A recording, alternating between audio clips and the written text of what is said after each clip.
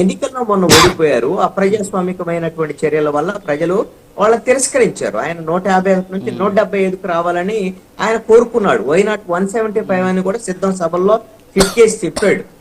కానీ జరిగిందేంటి? ప్రజలు మీరు ముఖ్యమంత్రిగా పనికిరారు, అదే విధంగా ప్రతిపక్ష నాయకుడిగా కూడా పనికిరారు మీరు, కాబట్టి మీకు 11 సీట్లు ఇస్తున్నామని ప్రజలు 11 సీట్లు ఇచ్చి మూలలో కూర్చోబెట్టినటువంటి పరిస్థితి. మరి ఇప్పటికైనా కళ్ళు తెరిచాడా? ఒకవేళ ఎందుకు ఈ విధమైనటువంటి ఓటమి వచ్చింది అనేటువంటి దాని మీద పశ్చాత్తాపం ఉందంటే అది లేదు. సరైనటువంటి సమీక్ష కూడా లేదు అనేటువంటిది అర్థమవుతుంది. ఎందుకంటే మొన్న ఎవరైతే పారిశ్రామికవేత్తలు ఉన్నారో మెడికల్ కాలేజీలు తీసుకుంటే వాళ్ళని 2 నెలల్లో జైల్లో పెడతాననేటువంటి మాటలు మాట్లాడినటువంటి తీరు ఇందుకు నిదర్శనం. ఈ బెదిరింపు ధోరణి ఎందుకు అనంటే ఒక పీపీపీ విధానం అనేటువంటిది కేంద్ర ప్రభుత్వ ఆధీనంలో కేంద్ర ప్రభుత్వం అమలు చేస్తున్నటువంటి విధానం అనేక రాష్ట్రాలు అమలు చేస్తూనే కోర్టులు కూడా ఆమోదించాయి.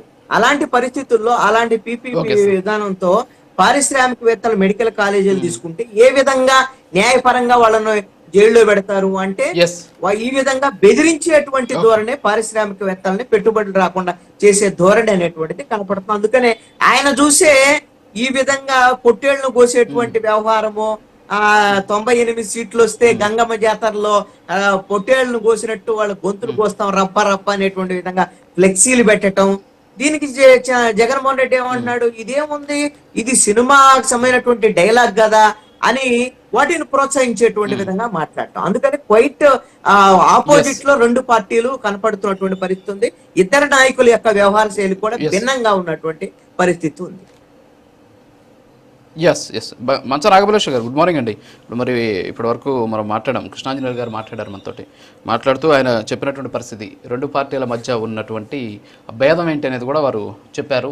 సో పవన్ కళ్యాణ్ ఏ విధంగా వెళ్తున్నారు, తన పార్టీకి సంబంధించిన ఎమ్మెల్యేలతోటి పదవులు తీసుకున్నటువంటి వాళ్ళతోటి, గతంలో జగన్మోహన్ రెడ్డి గారు మంత్రులు ఏ విధంగా వాడారు అనేటువంటి అంశాలు చెప్పడం జరిగింది. సో ఏమంటారు సార్? మీకు ప్యానెల్లో ఉన్న వాళ్ళందరికీ గుడ్ మార్నింగ్ సార్.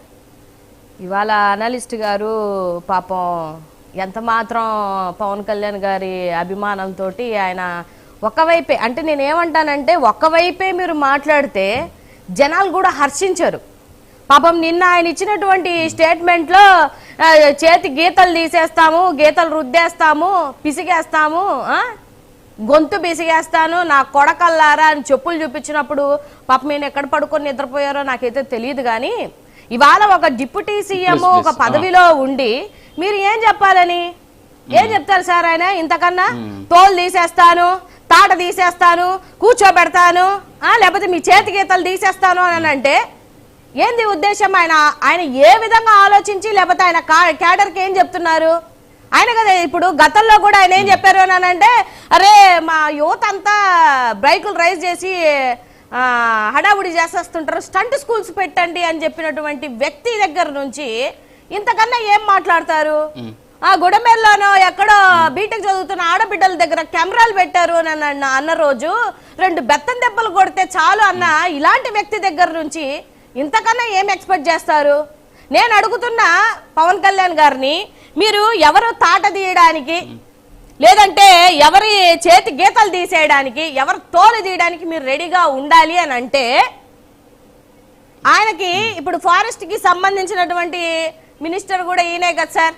సో నేను అడుగుతున్నా, తిరుపతి ఫారెస్ట్ ఆఫీసర్స్ కి సంబంధించిన 820/2025/SKH/2025 బిఎన్ కదిరినాల మండలం Kalivettu revenue village land covered under survey number 295 ఉంటే ఒకసారి సర్వే నంబర్ చెక్ చేసుకోమని చెప్పండి. ఈ ల్యాండ్ ఫారెస్ట్ ల్యాండ్ అడ్డగోలుగా కల్కి ఆశ్రమంకి ఫారెస్ట్ దగ్గరగా 20 ఎకరాల 50 సెంట్లు ఇచ్చారు, అడ్డగోలుగా ఇచ్చారు. సో దీన్ని చేతనైతే వాళ్ళ దగ్గరికి వెళ్ళిపోయి వాళ్ళ తోలు తీస్తారో, లేకపోతే వాళ్ళ గీతలు మార్చేస్తావో, లేకపోతే వాళ్ళ నిల్చోబెడతావో, తంతావో, గొంతు పిసుకుతావో, పిసికి తర్వాత మీరు మీ సభలలో గట్టి గట్టి స్పీచ్లు ఇస్తే జనాలు వింటారు.